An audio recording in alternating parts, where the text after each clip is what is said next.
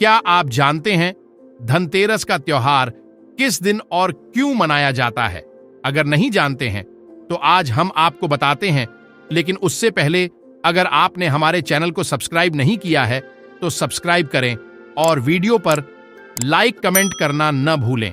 धनतेरस का त्योहार कार्तिक कृष्ण पक्ष की त्रयोदशी तिथि के दिन धनतेरस का पर्व पूरी श्रद्धा व विश्वास के साथ मनाया जाता है। धनवंतरी के अलावा इस दिन देवी लक्ष्मी और धन के देवता कुबेर की भी पूजा करने की मान्यता है। इस दिन को मनाने के पीछे धनवंतरी के जन्म लेने की कथा के अलावा इसके बारे में एक दूसरी कहानी भी प्रचलित है। कहा जाता है कि एक समय भगवान विष्णु मृत्युलोक में विचरण करने के लिए आ रहे थे, तब लक्ष्मी जी ने भी उनसे साथ चलने का आग्रह किया। तब विष्णु जी ने कहा कि यदि मैं जो बात कहूं तुम अगर वैसा ही मानो तो फिर चलो।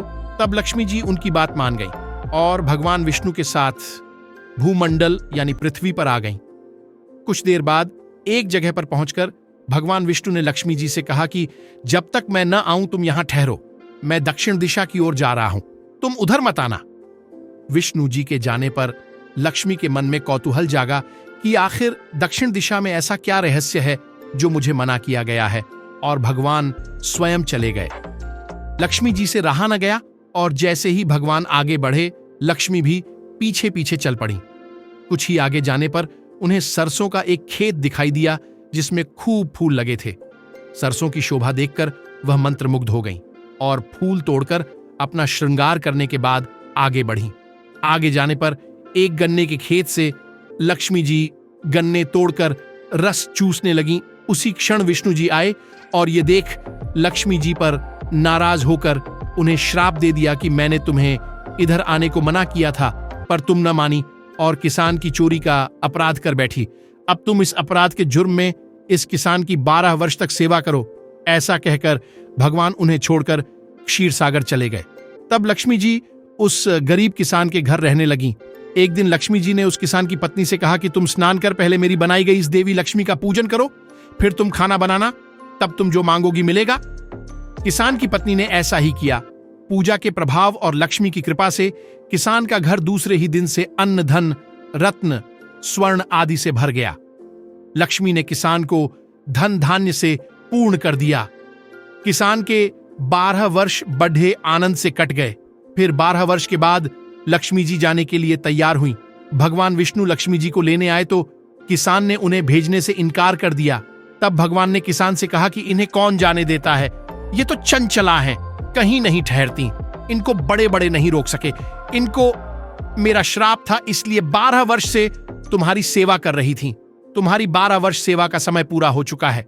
किसान हठपूर्वक बोला कि नहीं, अब मैं माता लक्ष्मी को नहीं जाने दूंगा। तब लक्ष्मी जी ने कहा कि हे किसान, तुम मुझे रोकना चाहते हो तो जो मैं कहूं वैसा करो। कल तेरस है, तुम कल घर को लीप पोत कर स्वच्छ करना, सायंकाल मेरा पूजन करना और रात्रि में घी का दीपक जलाकर रखना और एक तांबे के कलश में रुपए भरकर मेरे लिए रखना। मैं उस कलश में निवास करूंगी, किंतु पूजा के समय मैं तुम्हें दिखाई नहीं दूंगी। इस एक दिन की पूजा से वर्ष भर मैं तुम्हारे घर से नहीं जाऊंगी। यह कहकर वह दीपकों के प्रकाश के साथ 10 दिशाओं में फैल गईं। अगले दिन किसान ने लक्ष्मी जी के कथानुसार पूजन किया। उसका घर धन धान्य से पूर्ण हो गया। इसी वजह से हर वर्ष तेरस के दिन लक्ष्मी जी की पूजा होने लगी। धनतेरस की पौराणिक कथा। एक बार यमराज अपने दूतों से प्रश्न किया कि क्या कभी मनुष्य के प्राण लेने में तुमको कभी किसी पर दया आती है? यमदूतों ने कहा कि नहीं महाराज, हम तो केवल आपके दिए हुए निर्देशों का पालन करते हैं। फिर यमराज ने कहा कि बेझिझक होकर बताओ कि क्या कभी मनुष्य के प्राण लेने में दया आई है?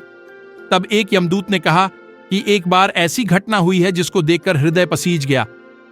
एक दिन हंस नाम का राजा शिकार पर गया था और वह जंगल के रास्ते में भटक गया था और भटकते भटकते दूसरे राजा की सीमा पर चला गया। वहां एक हेमा नाम का शासक था, उसने पड़ोस के राजा का आदर सत्कार किया। उसी दिन राजा की पत्नी ने एक पुत्र को जन्म भी दिया।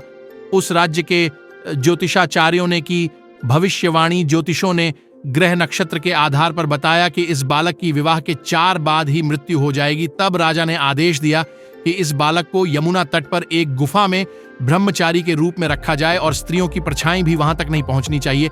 लेकिन विधि के विधान को कुछ और ही मंजूर था। संयोगवश राजा हंस की पुत्री यमुना तट पर चली गई और वहां राजा के पुत्र को देखा।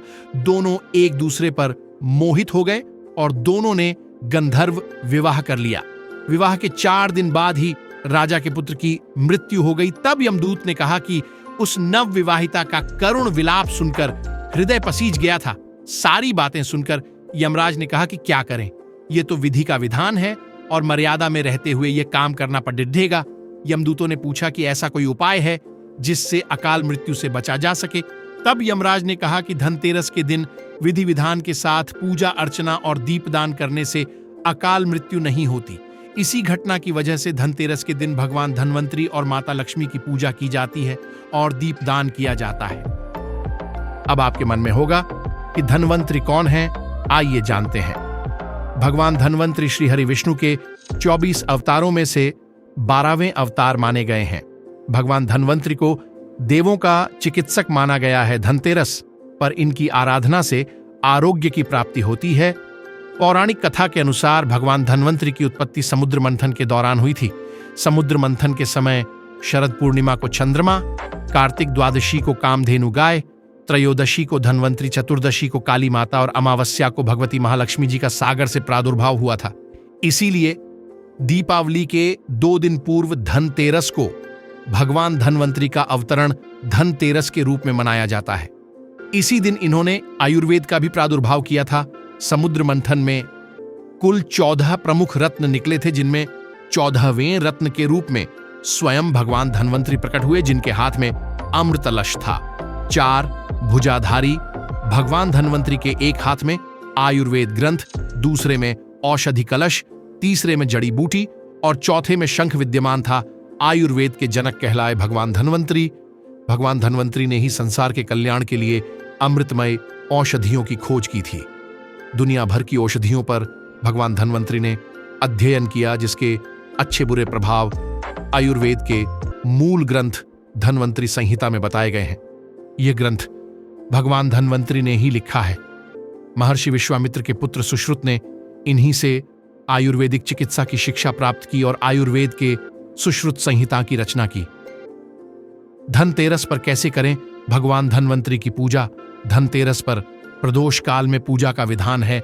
इस दिन न सिर्फ धन बल्कि परिवार और अपने आरोग्य रूपी धन की कामना के लिए भगवान धन्वंतरी का पूजन करना चाहिए। अच्छा स्वास्थ्य ही मनुष्य की सबसे बड़ी पूंजी है। धनतेरस पर भगवान धन्वंतरी की पूजा से सेहत लाभ मिलता है। उत्तर पूर्व दिशा में पूजा की चौकी लगाकर उस पर श्री हरि विष्णु की मूर्ति या फिर धन्वंतरी देव की तस्वीर स्थापित करें। मूर्ति का पूजन कर रहे हैं तो भगवान धन्वंतरी का स्मरण कर अभिषेक करें, षोडशोपचार विधि से पूजन करें और उत्तम सेहत और रोगों के नाश की प्रार्थना करें। इस मंत्र का 108 बार जाप करें। ओम नमो भगवते धन्वंतराय विष्णु रूपाय नमो नमः, या ओम नमो भगवते महासुदर्शनाय वासुदेवाय धन्वंतरये अमृतकलशहस्ताय सर्वभय विनाशाय सर्वरोग निवारणाय त्रैलोक्यपतये त्रैलोक्य निधये श्री महाविष्णु स्वरूपाय श्री धन्वंतरी स्वरूपाय श्री श्री श्री औषध चक्राय नारायणाय नमः। धनतेरस को कौन सी चीज शुभ होती है? इस दिन मां लक्ष्मी, कोषाध्यक्ष कुबेर और भगवान धन्वंतरी की पूजा की जाती है। धार्मिक मान्यता है कि धनतेरस के दिन पूजा करने से घर में धन के भंडार हमेशा भरे रहते हैं। धनतेरस के दिन नई चीजें खरीदने की परंपरा भी है। कहा जाता है कि धनतेरस के नई वस्तुएं, सोना, चांदी, कपड़े, वाहन, बर्तन आदि खरीदना काफी शुभ होता है।